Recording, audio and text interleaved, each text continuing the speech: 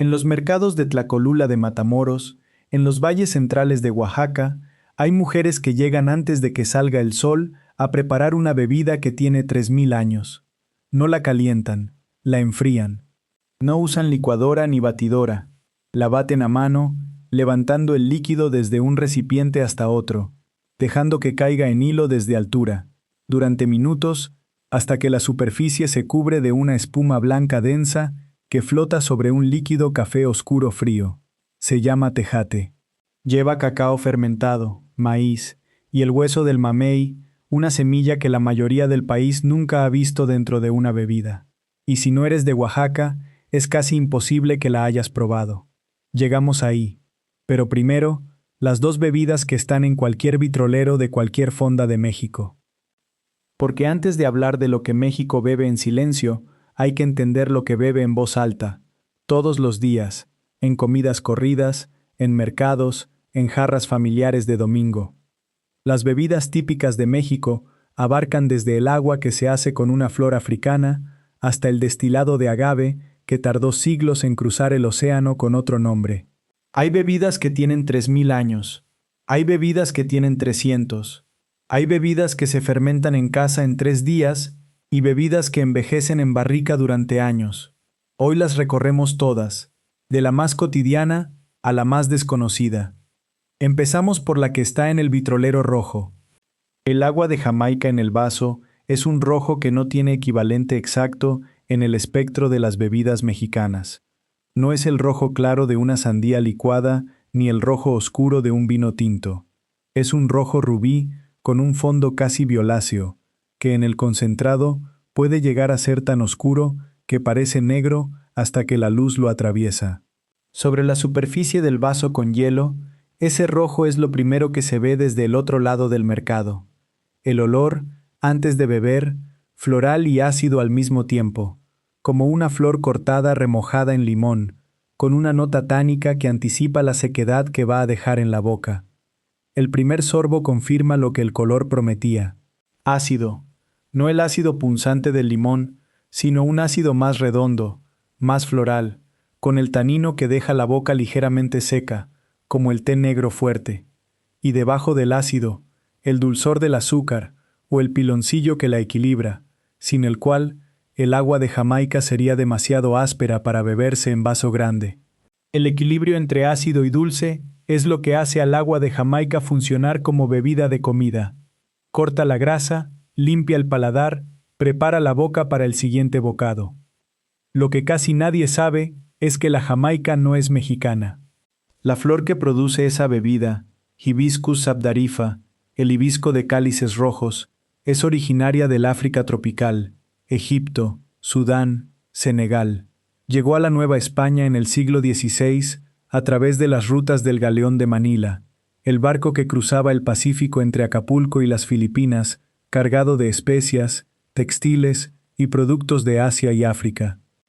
La Jamaica llegó en ese barco, como ingrediente secundario, y en México encontró el clima y el suelo para cultivarse en Guerrero, Oaxaca, Jalisco, Michoacán, estados donde hoy se produce la mayor parte de la flor seca que abastece los mercados del país. La integración fue tan completa que hoy la Jamaica es, para cualquier mexicano, una bebida completamente propia.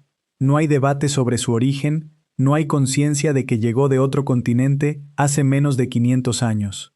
Es la bebida roja de la fonda, del vitrolero del puesto de tacos, del jarro del domingo familiar. Comparte ese espacio en el vitrolero transparente con otras dos bebidas, tamarindo y horchata, formando la tríada clásica de las comidas corridas mexicanas desde hace al menos un siglo. La preparación en cualquier fonda mexicana es un ritual que empieza en la madrugada. Las flores secas se enjuagan para retirar el polvo del secado. Se hierven entre 5 y 10 minutos en agua hasta que el líquido toma ese color rojo intenso. Se dejan reposar otros 15 o 20 minutos. Se cuelan y se diluyen con más agua fría. El concentrado de Jamaica tiene un rojo tan profundo que tiñe todo lo que toca. El colador, el recipiente, los dedos y se derraman las flores.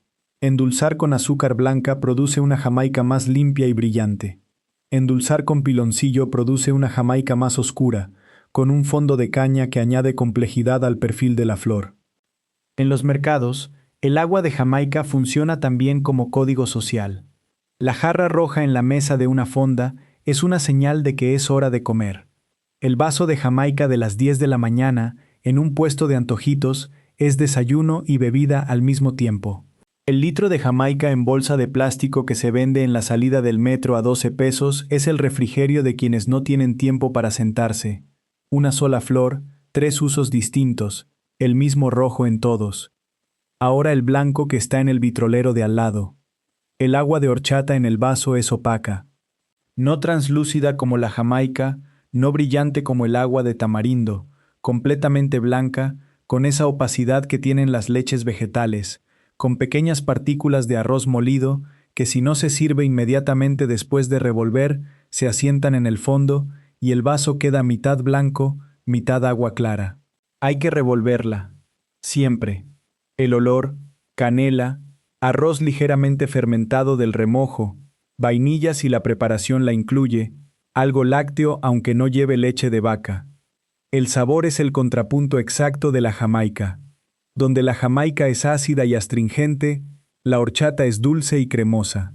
Donde la Jamaica limpia el paladar con acidez, la horchata lo suaviza con almidón de arroz y canela. En una mesa de fonda donde los dos están disponibles, hay comensales que combinan los dos vasos alternando sorbos. La horchata después de un taco muy picante, la Jamaica después de uno muy grasoso. Los dos juntos cubren lo que ninguno de los dos puede cubrir solo. La horchata mexicana no es la horchata española, aunque comparten el nombre y el origen de la idea. La horchata valenciana se hace con chufa, Cyperus esculentus, un tubérculo pequeño que crece en la zona de Valencia, y tiene una textura más densa, más terrosa, con un sabor que recuerda a la tierra húmeda y la avellana. La horchata mexicana se hace con arroz remojado en agua durante horas, a veces toda la noche, con rajas de canela que perfuman el grano durante el reposo, molido con el agua del remojo hasta obtener una pasta blanca, colada para retirar los sólidos gruesos del arroz molido, diluida con más agua y endulzada con azúcar. El arroz llegó a México con los españoles en el siglo XVI y se integró tan completamente a la cocina mexicana. El arroz rojo es la guarnición universal de la comida corrida. El arroz con leche es postre de fonda, que usarlo como base de una bebida fue una adaptación lógica de la tradición hispana de bebidas vegetales trituradas. La técnica de moler un grano remojado, colar el líquido y beberlo frío no requirió ningún ingrediente exótico. Arroz, canela, agua, azúcar, todo disponible en cualquier tienda de la Nueva España desde el siglo XVII. El resultado fue una bebida que en México tiene identidad completamente propia. La horchata de arroz mexicana no sabe igual que ninguna horchata de ningún otro país.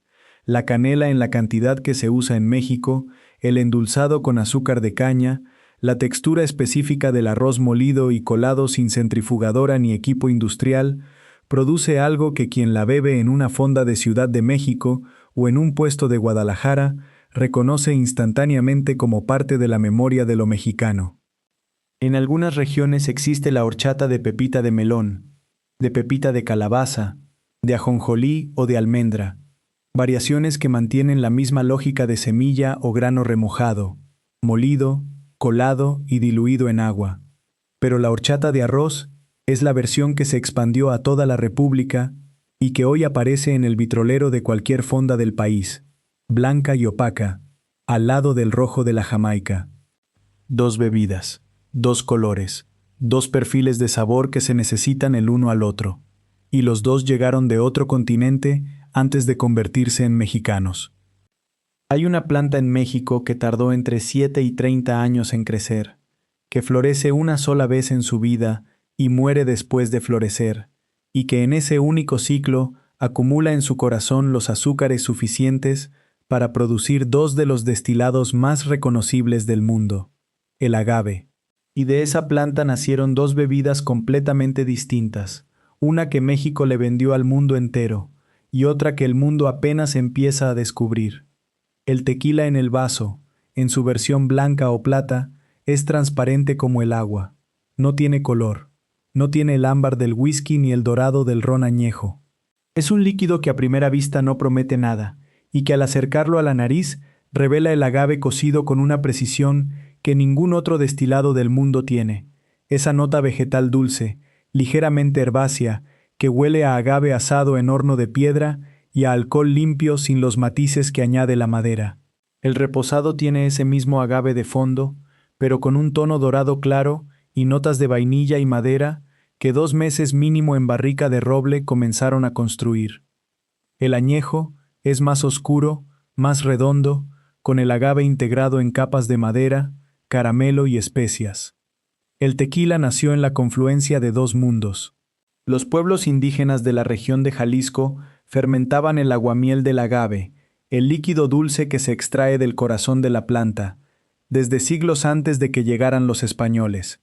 Esa bebida fermentada, el pulque de agave, tenía uso ritual, alimenticio y social en las culturas mesoamericanas del occidente. Cuando los españoles llegan en el siglo XVI y traen consigo la técnica de la destilación, el alambique árabe que en Europa producía aguardiente de uva, de manzana, de granos, alguien combina las 2 cosas, el jugo fermentado de agave más la destilación que concentra el alcohol y extrae los compuestos aromáticos.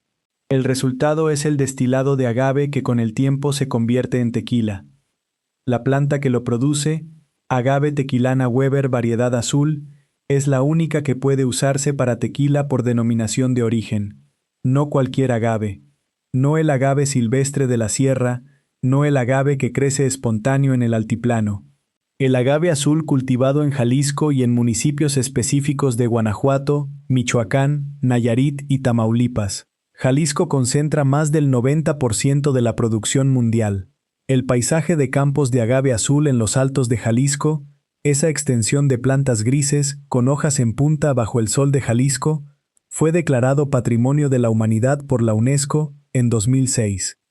Para que el agave azul llegue a ser tequila, la planta tiene que crecer entre 7 y 12 años, durante ese tiempo acumulando fructanos, los azúcares que se concentran en la piña, el corazón de la planta que puede pesar entre 30 y 100 kilos dependiendo del tamaño. El gimador, el trabajador especializado en la cosecha, corta las hojas con una coa, una herramienta plana de mango largo, hasta dejar solo la piña pelada. Esas piñas van a cocción, en hornos de mampostería o autoclaves industriales, donde el calor convierte los fructanos en azúcares fermentables. Luego se muelen para extraer el jugo, que fermenta con levaduras y se destila 2 veces en alambiques de acero inoxidable o cobre. Hay una distinción que importa en la etiqueta. Tequila 100% agave. Significa que todos los azúcares que se fermentaron venían exclusivamente del agave azul. El tequila sin esa leyenda, el llamado mixto, puede llevar hasta un 50% de azúcares de otras fuentes, generalmente caña de azúcar. El mixto es más barato y es el tequila que se exporta en mayores volúmenes. El 100% agave es el que los conocedores señalan como la expresión honesta del destilado. Y frente a ese tequila estandarizado, regulado, producido en fábricas que pueden procesar miles de toneladas de agave al mes, existe otro destilado de agave que funciona completamente diferente. El mezcal en el vaso huele diferente antes de que lo pruebes. El humo está ahí, no el humo agresivo de un cigarro, sino algo más antiguo, más vegetal, como la ropa de alguien que pasó la tarde cerca de una fogata de leña en el campo. Ese humo es la firma del proceso, y el proceso empieza en la tierra. Para hacer mezcal artesanal en un palenque de Oaxaca, las piñas del agave no van a un autoclave industrial, van a un hoyo cónico cavado en la tierra, forrado con piedras volcánicas que se calientan con leña durante horas. Cuando las piedras están al rojo, las piñas entran al hoyo, se cubren con fibras de agave, tierra y lonas, y ahí se cuecen durante días, no horas, días, con el calor de las piedras y el humo de la leña que no se disipó completamente antes de cerrar el hoyo. Ese humo impregna la piña de adentro hacia afuera durante la cocción. Y cuando el agave sale del hoyo después de 3, 4, 5 días, ya no sabe a agave crudo ni a agave cocido al vapor. Sabe a agave ahumado, a tierra, a madera, a algo que no existe en ningún otro destilado del mundo. La diferencia fundamental con el tequila no es solo el humo, es la diversidad de plantas. El tequila se hace con un solo agave, el azul, en un territorio específico. El mezcal se puede hacer con docenas de especies. Espadín, que es el más común y el que produce los mezcales más accesibles. Tobalá, silvestre y pequeño, con un perfil floral que el espadín no tiene. Tepestate, que puede tardar hasta 30 años en madurar y produce un mezcal que cuesta lo que cuesta, porque la planta tardó 3 décadas en ser lo que es. Cuiche, jabalí, madrecuiche, arroqueño, cada especie con su perfil, con su tiempo de maduración, con el sabor específico que ese agave en ese suelo, en ese microclima acumuló durante años o décadas. Esa diversidad hace que el mezcal sea imposible de estandarizar de la manera en que se estandarizó el tequila. Un mezcal de Espadín de San Luis del Río, Oaxaca, no sabe igual que un mezcal de Espadín de Miahuatlán.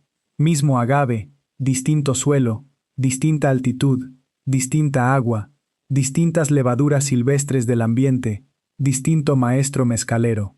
El mezcal es la expresión de un lugar de una manera que pocas bebidas del mundo reivindican con tanta claridad. El gusano en la botella, ese pequeño animal preservado en el fondo de algunos mezcales comerciales que muchos turistas asocian con el mezcal auténtico, no tiene nada que ver con la tradición mezcalera real. Es una invención de marketing de los años 50 del siglo XX, diseñada para diferenciar el mezcal del tequila en el mercado de exportación y para crear una imagen de exotismo que vendiera. En los palenques de Oaxaca, de Guerrero, de Durango, el mezcal artesanal no lleva gusano. El maestro mezcalero que lleva 20 años destilando con alambique de barro no pone gusano en su producto. El gusano no es tradición, es publicidad. Lo que sí es tradición es el venenciador, ese instrumento de tubo largo que el mezcalero usa para sacar mezcal del alambique, dejarlo caer desde altura y ver cómo caen las perlas, las burbujas que se forman en el líquido cuando cae, para medir por el tamaño y la persistencia de esas perlas la graduación alcohólica del destilado. Sin alcoholímetro, sin laboratorio, solo el ojo del mezcalero y el comportamiento del líquido al caer. 2 destilados, una planta. El tequila tomó un agave, lo cultivó en masa, lo estandarizó y lo convirtió en el destilado mexicano que el mundo reconoce. El mezcal tomó docenas de agaves, los dejó en la tierra donde siempre habían crecido, y produjo algo que no se puede fabricar en escala sin perder lo que lo hace ser lo que es. Hay bebidas que no refrescan, que no despiertan como el café, que no celebran como el mezcal. Hay bebidas cuya única función es abrigar. Por dentro, desde el primer sorbo, en el frío de diciembre o en la madrugada del mercado de las 4 de la mañana. El atole y el champurrado son esas bebidas, y las dos llevan el mismo ingrediente que lleva la tortilla, el tamal y la mayoría de la cocina mexicana desde hace miles de años: maíz. El atole en el vaso de barro o en el vaso de unicel del puesto del mercado llega espeso, no líquido como el agua de Jamaica ni opaco ligero como la horchata, espeso de verdad, con una viscosidad que al inclinar el vaso se mueve despacio, que al beberlo deja una capa suave en la boca y en el paladar antes de bajar. El color depende del sabor: blanco si es de vainilla o natural, rosado si es de fresa, naranja si es de guayaba. El olor, siempre: masa de maíz cocida con canela, azúcar y algo dulce que varía según lo que el puesto tenga ese día. El atole tiene 3000 años en la cocina mexicana. La palabra viene del náhuatl atoli, que significa aguado, y describe exactamente lo que era: masa de maíz nixtamalizado diluida en agua hasta obtener una preparación espesa que funcionaba más como alimento que como bebida. En el México prehispánico, antes de que existieran el azúcar de caña, ni el piloncillo, ni la vainilla traída de Europa, los atoles se endulzaban con miel de abeja o de maguey, se aromatizaban con cacao o con chiles, y se servían en ceremonias, en mercados, en el consumo cotidiano de las ciudades mesoamericanas. No era un acompañante, Era el plato principal de quienes no podían comer otra cosa, y era también la ofrenda de quienes querían dar lo mejor. El proceso de nixtamalización, que convierte el maíz seco en masa funcional al cocinarlo con cal, es la base del atole desde el principio. La misma técnica que hace la tortilla hace el atole: maíz nixtamalizado, molido, diluido en agua caliente con la proporción que según el cocinero o la cocinera determina el grosor correcto. En la preparación doméstica tradicional se usa masa fresca directamente del molino.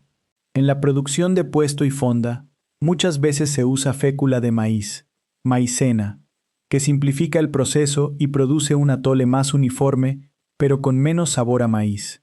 La diferencia entre los dos se nota. El atole de masa fresca tiene un sabor a maíz más pronunciado, ligeramente tostado, con una textura que la fécula no replica exactamente. Las variaciones del atole son prácticamente infinitas.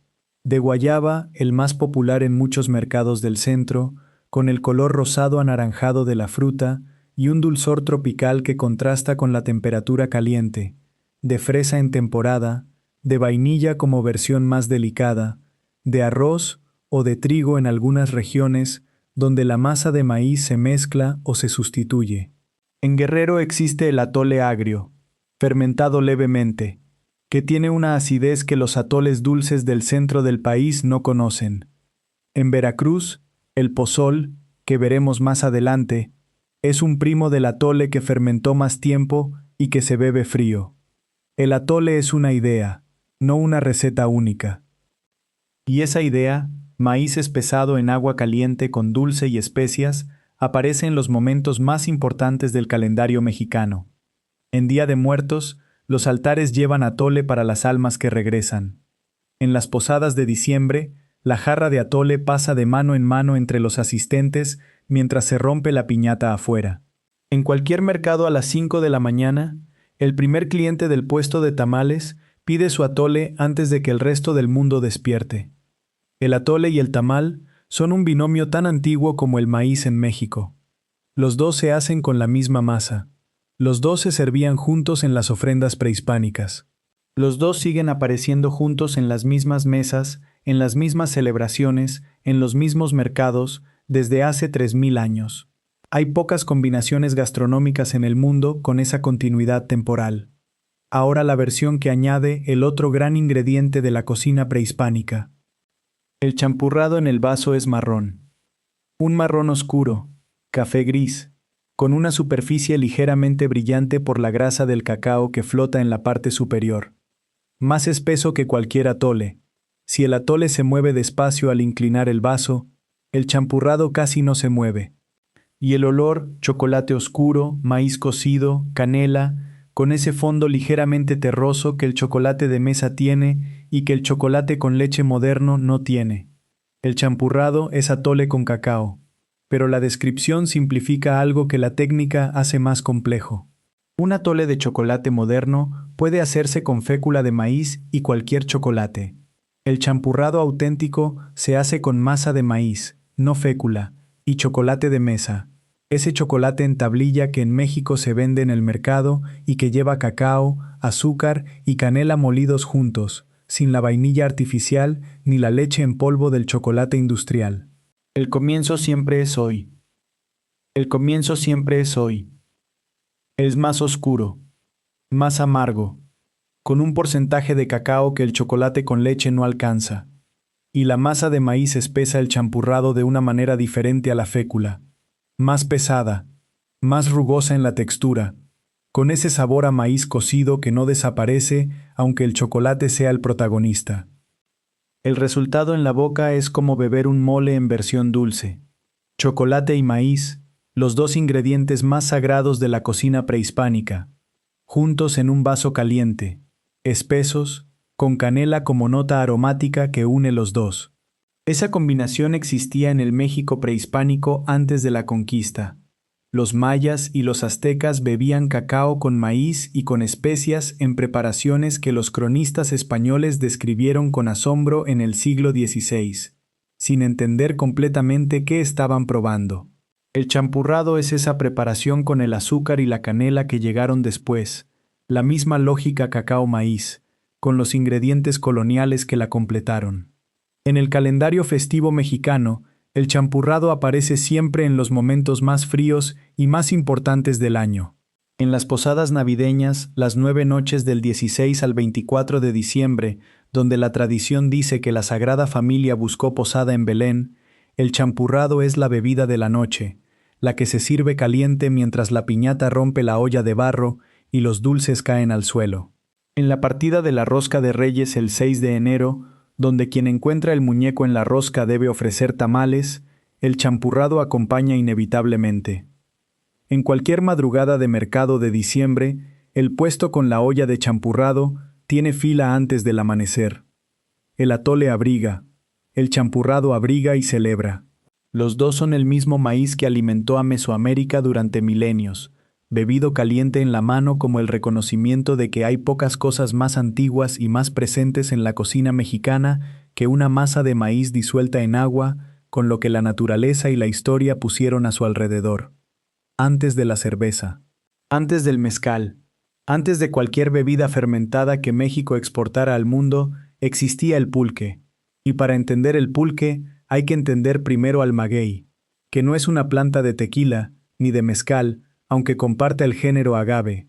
El maguey pulquero, agave salmiana, agave atrovirens, varias especies más, no se corta para hornear.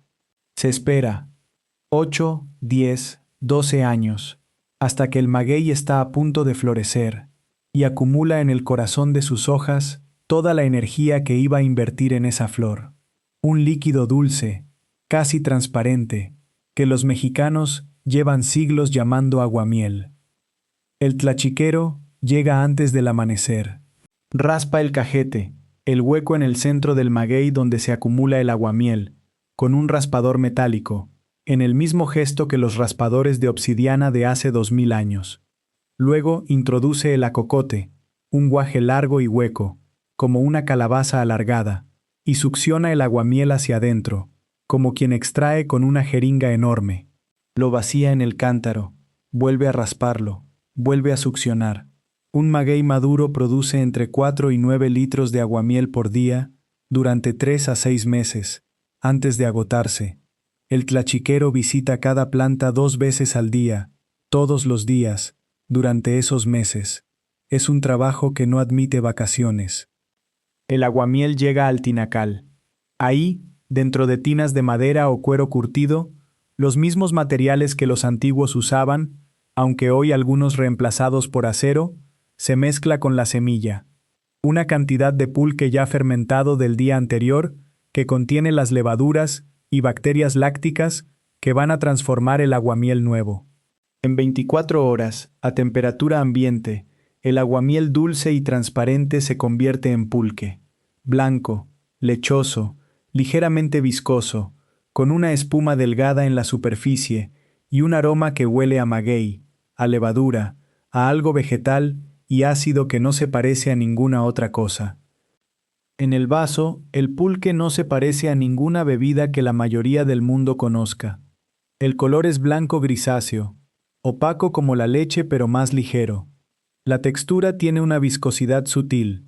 No espesa como el champurrado, sino apenas algo más que el agua, como una leche muy diluida. El sabor, al primer sorbo, puede decepcionar a quien espera algo dulce.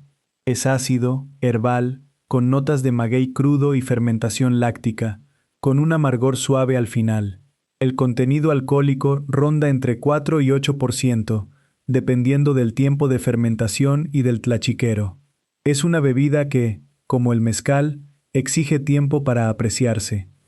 Para los aztecas, el pulque, que llamaban octli, no era simplemente una bebida, era sagrado. La diosa Mayahuel era representada con 400 pechos que amamantaban a 400 conejos, los Zentzon Totoctin, cada uno de los cuales representaba un estado de ebriedad diferente. El octli aparece en los códices Borgia, Mendoza y Tudela con restricciones explícitas. Los jóvenes no podían beberlo sin castigo. Los ancianos, sí. Los sacerdotes, en contextos rituales, sí. El octli conectaba con los dioses. Emborracharse fuera de ritual era un insulto al orden del mundo. La colonia lo democratizó, y en ese proceso también lo degradó. Las pulquerías proliferaron en la Ciudad de México durante los siglos XVII y XVIII como los bares más populares y más baratos del virreinato. Para el siglo XIX, el altiplano central tenía una economía organizada alrededor del pulque. Haciendas pulqueras en los valles de Apan y Actopan en Hidalgo y Tlaxcala que producían miles de litros diarios, ferrocarriles que lo transportaban a la capital, una cadena de distribución que empleaba a decenas de miles de personas. El pulque llegó a ser, en ese siglo, la bebida más consumida en México. Luego llegó la cerveza industrial, con su marketing moderno y su vida útil más larga, y en 50 años desplazó al pulque casi por completo. Las haciendas se fueron, los tinacales se cerraron, la figura del tlachiquero casi desapareció. La recuperación llegó despacio y sin mucho ruido. En los últimos 20 años, las pulquerías de la Ciudad de México resurgieron como espacios culturales, lugares donde se bebe pulque natural y curado, donde la figura del tlachiquero vuelve a ser visible, donde la pregunta ¿de dónde viene este maguey? Tiene respuesta concreta: el pulque curado, mezclado con frutas, con avena, con nuez, con apio, con lo que el pulquero tenga esa semana, amplió el mercado hacia quienes el sabor ácido del natural todavía asusta. Pero los bebedores de pulque natural siguen considerando que el curado es una concesión al paladar no educado. El debate en las pulquerías de Hidalgo sigue vivo. El pulque requiere al maguey, y el maguey requiere tiempo. El tepache no requiere nada de eso. El tepache nace de lo que la cocina doméstica hubiera tirado: la cáscara de piña, el centro fibroso, las partes que no van a la mesa. Se ponen en agua con piloncillo, azúcar morena en pilón, sin refinamiento, y especias, canela en raja, clavo entero, a veces naranja o tamarindo, según quien lo prepare. Se tapa con un trapo en una olla de barro o un recipiente de plástico y se deja en la cocina o en la sombra durante 1, 2, 3 días, según el calor del ambiente y el gusto del cocinero. Lo que resulta al tercer día, o al segundo, si el calor apura la fermentación, es un líquido color ámbar dorado, efervescente con burbujas finas que suben desde el fondo, que huele a piña madura con canela y algo ligeramente fermentado que lo distingue del simple jugo de piña. El sabor es dulce ácido, tropical, con la efervescencia natural que las levaduras silvestres de la piña producen al transformar el azúcar del piloncillo. El contenido alcohólico es tan bajo que casi no cuenta, 1 o 2%, menos que una cerveza ligera, suficiente para que no sea un jugo, pero no suficiente para clasificarlo como bebida alcohólica. El tepache en la taquería llega en vaso grande con hielo, a veces mezclado con cerveza oscura, un trago que algunos llaman chabela de tepache, o con agua mineral para ampliar el volumen. En los mercados de la Ciudad de México, el litro de tepache se vende en bolsa de plástico con popote por menos de lo que cuesta un refresco. Es la bebida del ingenio doméstico, de quien aprendió que la cáscara que sobra tiene más sabor que la fruta misma, que la fermentación no necesita equipo especializado ni tlachiquero ni tinacal, que el tiempo de 2 días en la cocina produce algo mejor que lo que viene en botella. El pulque necesita 12 años de maguey y un hombre que llega antes del amanecer con su acocote. El tepache necesita la cáscara de piña que quedó del domingo y 2 días de paciencia. Los dos son fermentados, los dos son mexicanos. Los dos viven en contextos distintos del mismo paisaje gastronómico. Uno en las pulquerías de Hidalgo con su historia de dioses y haciendas y recuperación cultural. El otro en las taquerías de cualquier colonia de la ciudad, con su olor a piña y canela, y la bolsa de plástico que se termina antes de acabar los tacos.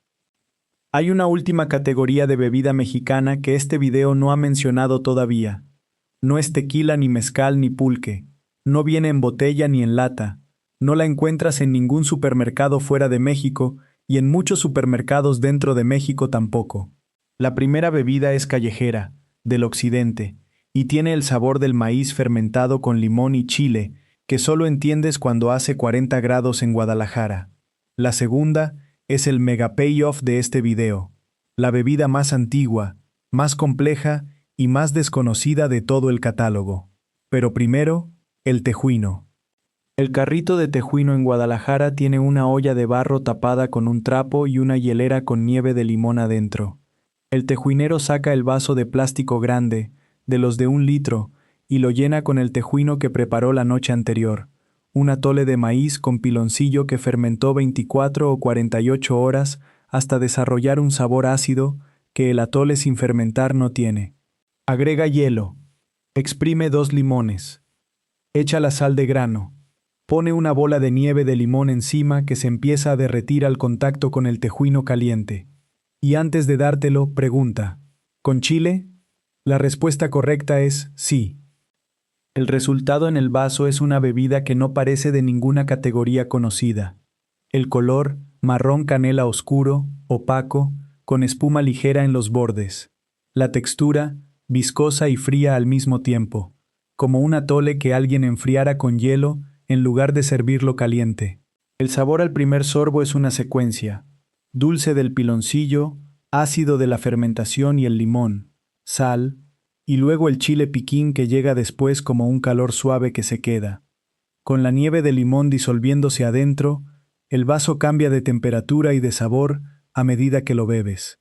El primer tercio sabe diferente al último tercio.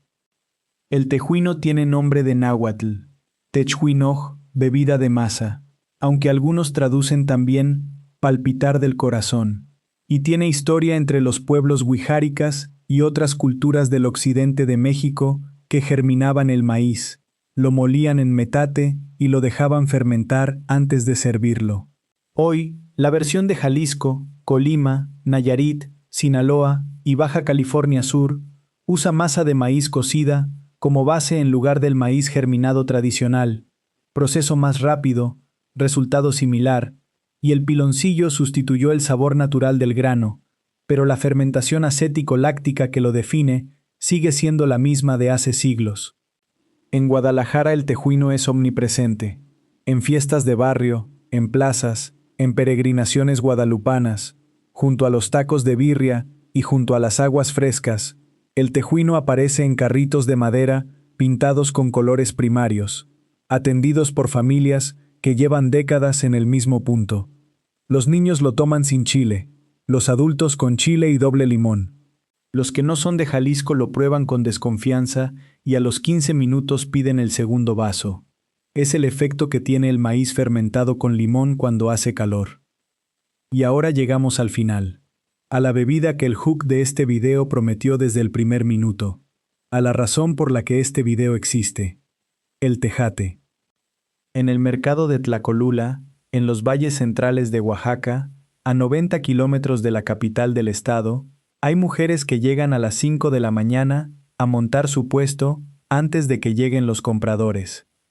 Traen el tejate preparado, una pasta concentrada, oscura, densa, que hicieron triturando 4 ingredientes hasta obtener algo que parece lodo perfumado.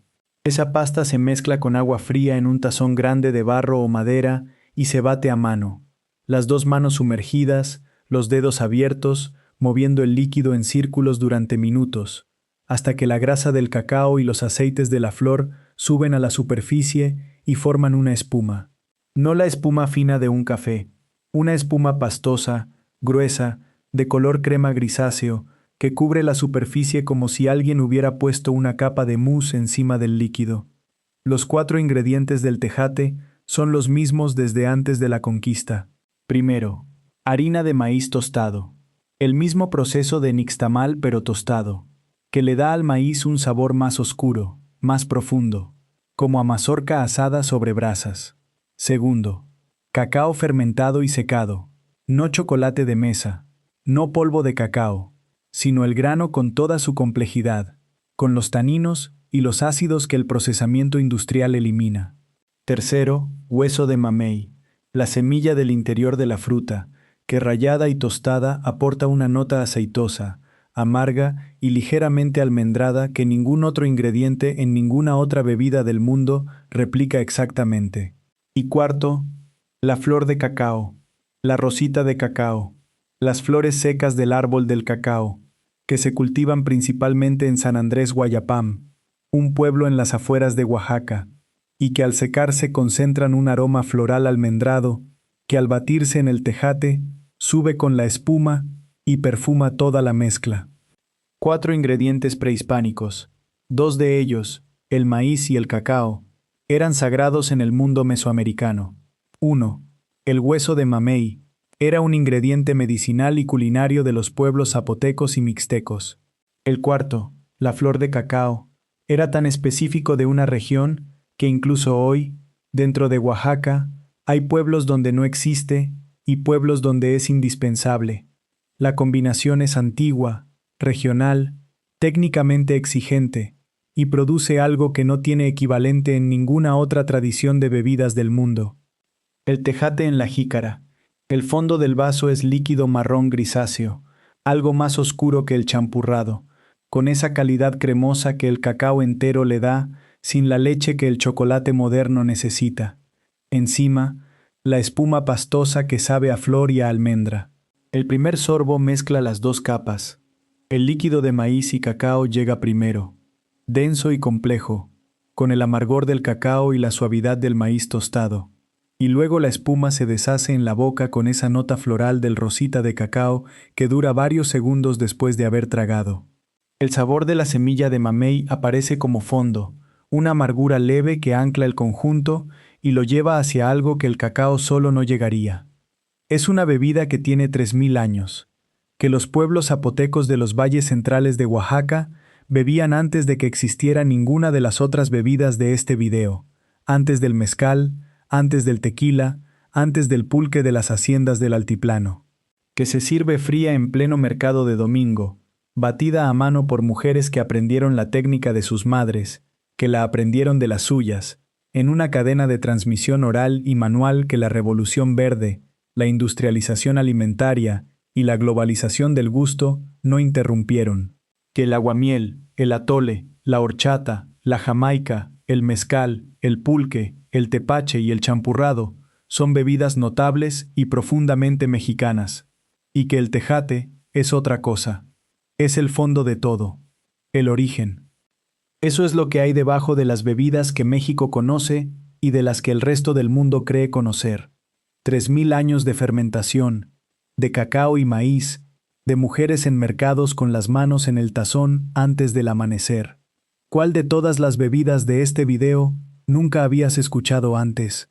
Escríbelo en los comentarios, me interesa saber cuánto de esto era nuevo, y si quieres ver lo que pasa cuando ese maíz que da el tejuino y el atole se convierte en tamal, en toda su variación regional, en toda la complejidad que ese plato tiene, ese video ya está aquí arriba.